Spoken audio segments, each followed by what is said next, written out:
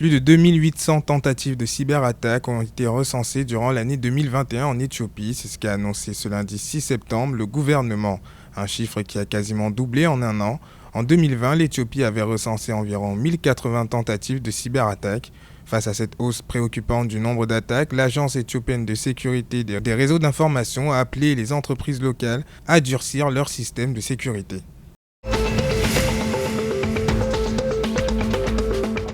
Au Soudan, les autorités locales ont mis la main sur une importante cargaison d'armes à l'aéroport de Khartoum ce dimanche 5 septembre, c'est ce qu'a annoncé l'agence de presse officielle SUNA. D'après la même source, la cargaison contenait 72 caisses chargées de fusils, de munitions et de lunettes de vision nocturne. Une découverte qui fait polémique alors que les relations entre le Soudan et l'Éthiopie sont plus que tendues.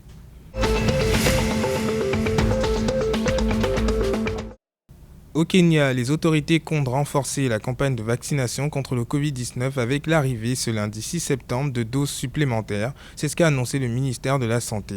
Selon le ministère, environ 880 000 doses de vaccins Moderna ont été envoyées par le gouvernement américain afin d'aider le Kenya à faire face à la propagation de coronavirus qui sévit dans le pays.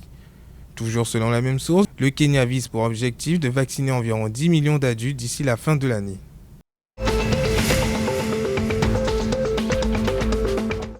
En Ouganda, nouveau bilan du nombre de victimes de l'effondrement d'un immeuble à Kampala ce dimanche 5 septembre.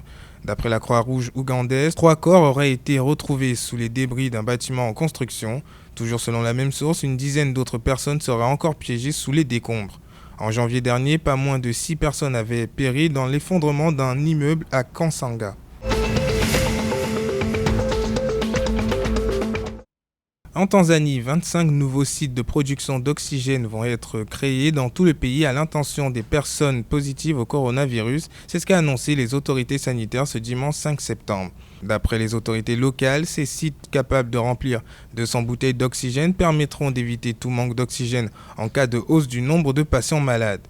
Le ministère de la Santé a également souligné que le financement de ces sites se ferait grâce à une collaboration avec le Fonds mondial de lutte contre le sida, la tuberculose et le paludisme.